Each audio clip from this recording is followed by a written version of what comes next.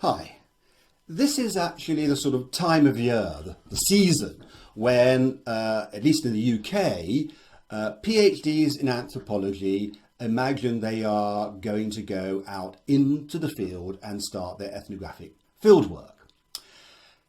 Now, the pandemic and the lockdown is tragic in many ways, but the issue I want to address now is the situation of that anthropology PhD student.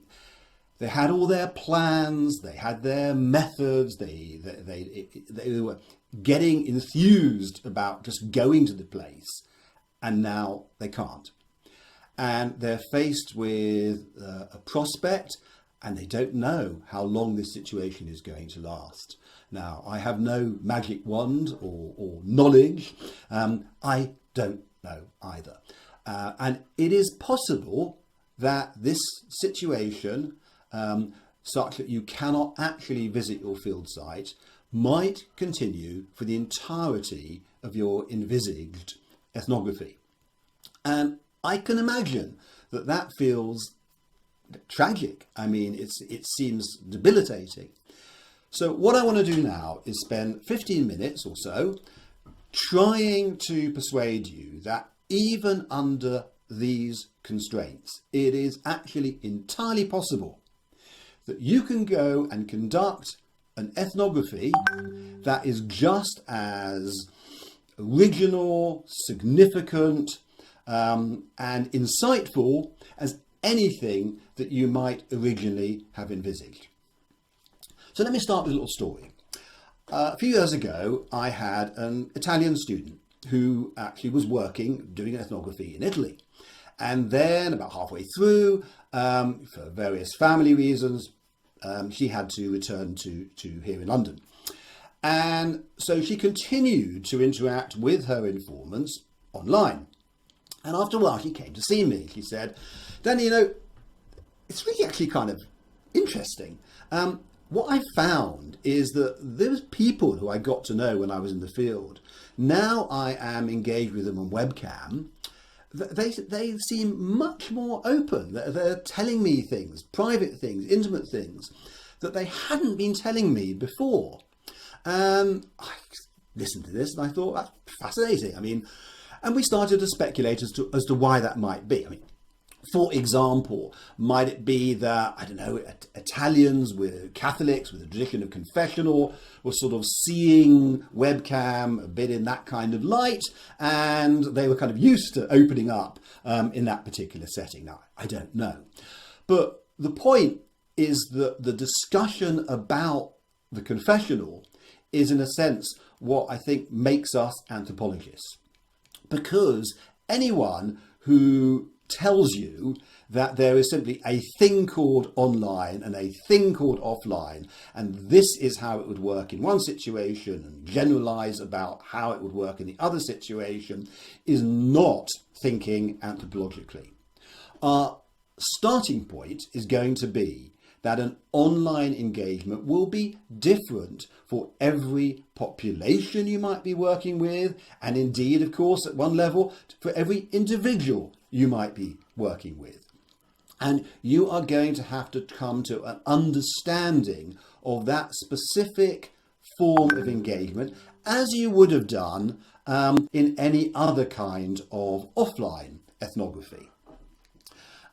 So just as there are many different offline contexts that you might be working with, I also want to suggest to you there are many different online contexts, and the experience in each one will actually also be different. Now, when I am teaching PhD students methodology, I kind of shock them a little bit at one point, because they have to write a description of what they're going to do in what we in the UK call an upgrade, and you may have a different system wherever you are. And they're going to lay out the methodology they intend to use. But I will say to my students, I don't actually expect you to use the methodology that you have laid out. I think that the whole point of anthropology is, unlike other disciplines, we don't expect consistency in methodology. The reason is that for us, method is also something you learn in the course of ethnography. It's actually all based on sensitivity, an understanding of how that particular population works. Give an example. Some years ago, I was doing some field work on shopping, actually, in London. And after a bit, I realised that what I needed to do was not to just sort of go to people in their homes, but take my car, park in the road outside, and phone them up like 10 minutes before I was actually going to come. Because I found that this mattered, that actually English people have a thing where if they know somebody's going to come into their house, you know, they want to do their hair, they want to put the toilet seat down or whatever it is. And then, yeah, they're okay, somebody can come in. And it really makes a difference to the subsequent interaction, how you do this. Now, this wasn't something I was going to put in my method proposal because I only kind of realised it as the ethnography proceeded. Similarly, say I was working in Trinidad, I find in one population, people trust you and get to know you because you go to, I don't know, weddings and prayers with them. And the next community, it's because you go partying with them. And so you adapt to the way that particular population has created its sort of what you might call conditions for sociality, how you make friends and trust people. So your method is something that you learn, not something that you start with. And I would argue that exactly the same will apply to online. And I think if there's one key thing I want to get across here, it's this. When I use the word method, in anthropology, we usually describe our method as participant observation. And some people might feel, oh, okay, that's something you do when you're in the field, right? So if you can only do now online, maybe you just have to kind of now just do a lot of interviews instead of participant observation. Now, I want to suggest to you the exact opposite of that. Precisely because you are going to be working primarily online, you need, if anything, to concentrate still more on the participant observation as opposed to, say, things like interviewing. Why? Because, as you yourself appreciate, there were so many opportunities for participant observation that are not now going to be possible because you're not actually there. And so what you're now trying to do in this kind of shift to a new regime is in some ways to compensate for that problem in envisaging the way that you will go about your fieldwork now. So how does that operate? Well, when I'm doing field work and trying to get into my participant observation, usually my students, myself, we just try and be helpful, really. We may offer, I can remember helping to build a road in a tropical village. We may offer to look after the children so somebody can do their cooking. In the last field work I did, which was in Ireland, I just started off as a volunteer for the local theatre group, making tea. And then you gradually get to know people and other forms of participation open up. Now, I think exactly the same approach should work for an online ethnography. That is to say, you start off by seeing, well, how can you be helpful? Because you're in a situation where everybody actually is having to go online to an unprecedented degree. And you're sharing this problem. So share it. Say, okay, maybe you have skills in developing a website or monitoring the contributions and organising them. Maybe you can create or curate entertainment for somebody's child so they can get on with their cooking through an online resource. And by gradually participating in community with families, online, as it would have been the case offline, you get to know people. And then organically, as it were, people start to befriend and trust, and you will be invited into into social media, on their Facebook, on their WhatsApp, and the ways that they themselves are now having to mainly engage. And so you will be participating in the engagement they have with others, as well as with you. And that is how ethnography kind of naturally develops. And once again, it will depend on the specific population you're with as to how best to kind of proceed with becoming integrated in a particular community, who you are then, as it were, online living with for the next 16 months or whatever it might turn out to be. Now, I think that when people get engaged with this, one of the things that kind of really worries them is issues around ethics. And one of the things I want to point out is that I don't really think these are particularly different between an online and an offline situation. Just as offline, you are developing friendships, you're developing relationships, you are trying to make sure that people understand what it is that why you're there. You want to be open about the nature of this engagement, and the same would certainly be true online. As offline, that's not always possible. You go into a pub in the evening, as I would do in Ireland, and you may engage in conversations with anybody who happens to be there, and you're not going to suddenly whip out a consent form necessarily, but you're going to learn from the conversation. And the same would be true online. There are people in the background you learn from. And there's nothing, as far as I'm concerned, wrong with that. As long as you retain anonymity and you explain to the degree that you can what is going on. And if anything, I actually feel there's kind of been a decline in ethical sensibility in the last 10 years. And the reason for that has been the rise in what we might call bureaucratic ethics. That actually, when we discuss ethics now, it always seems to be about consent forms and ethics committees and essentially compliance. And the problem with that is that we then are in danger of forgetting what I think ethics actually really ought to be, which is, as in the other examples I've given, your sensitivity to the situation that you are in. So you want to understand what the population you're working with, what do they understand as harm?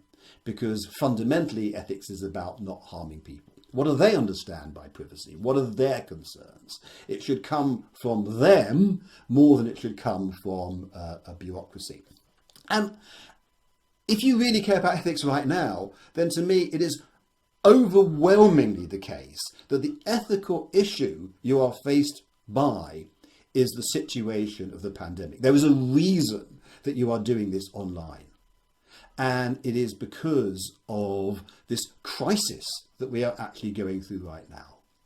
So you are going to a situation where you can expect there will be anxiety, depression, maybe abuse, certainly claustrophobia.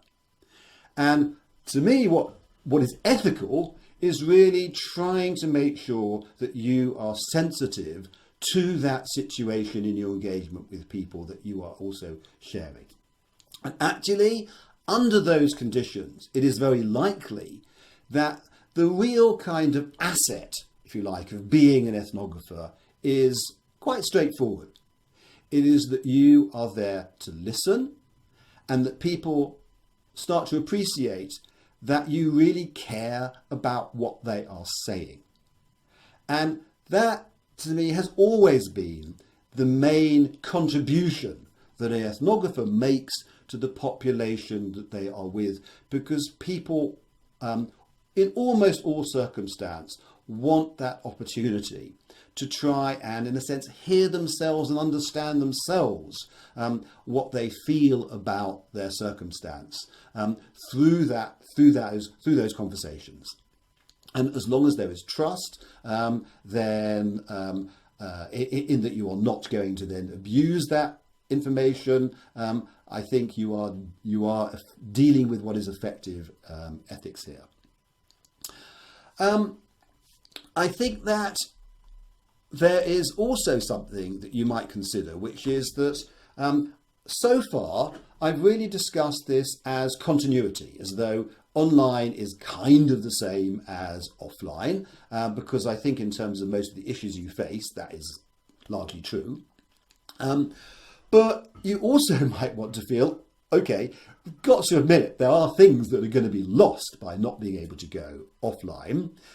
So are there some things that we might gain because we would have access to evidence that we might not otherwise have had? And I think there is a huge amount that is actually potentially available to you to compensate for what is lost. Much of my work as a digital anthropologist has been on the analysis of online materials. For example, I worked with Jocelyn to do a book called Visualizing Facebook at one point. And what we did is we kind of exploited the fact that the visual has become so much part of everyday conversation. And one result of that is there are a heck of a lot of visuals available online. I think for that particular book, we at least glanced at something like 50,000 different images, because we were trying to look at the differences in that case between how did Trinidadians use visual as opposed to people in the UK, how did it relate to issues of gender and class, and having bodies which we could compare, you were able to do what you would essentially is the essence of offline ethnography. That is to say, you're trying to be there long enough to get a sense of repetition, of typicality, and above all, what we call normativity. What do people regard as appropriate or inappropriate? And it's interesting how quickly, even online, things settle, as it were, into the normative and can be studied. Don't have to look at a vast amount like that. Last week I posted something on our website, anthrocovid.com, which was based on just a few hours looking at memes that in the Irish field site where I've been working, and how the memes are used to respond to COVID-19, to the virus, and the relative relationship between text and visual and humour, etc. But there are many digital anthropologists who work with visual material, and if you go online, I'm sure you will find many resources that will be helpful. So there is something that you can use. Now, I've been describing a situation where, with a population that is deeply embedded, as it were, in online, where this kind of ethnography is possible. You also have to feel, however, for anthropologists who are not in that situation, working with populations who may have no internet access, or when they started work with them and now they've had to leave halfway through, etc. And I cannot say that the same possibilities are necessarily going to be open in all cases. If you're working somewhere in Amazonia or some other area, it just may not be true. So what can one offer there? What can you do? I think it has to be admitted that you are likely to have to change direction and change focus.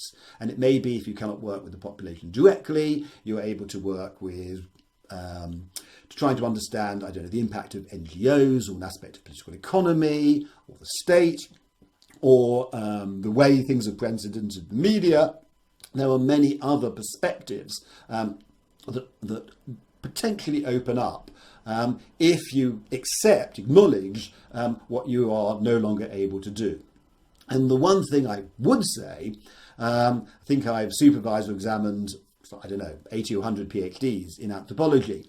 And it really is the case that at the end of the day, it is often the things that people never intended to do, expected to do, or actually had to do by default that turn out to be amongst the most interesting findings of their project. So in the end, what I want to say to you is this. I kind of understand that this is a really difficult time for you. But even if you work under the constraints that you are faced with right now, it is absolutely possible that you will come up with as original, significant and insightful ethnography as anyone has ever achieved in the past, and I really hope that will be the case, and I hope this has been useful.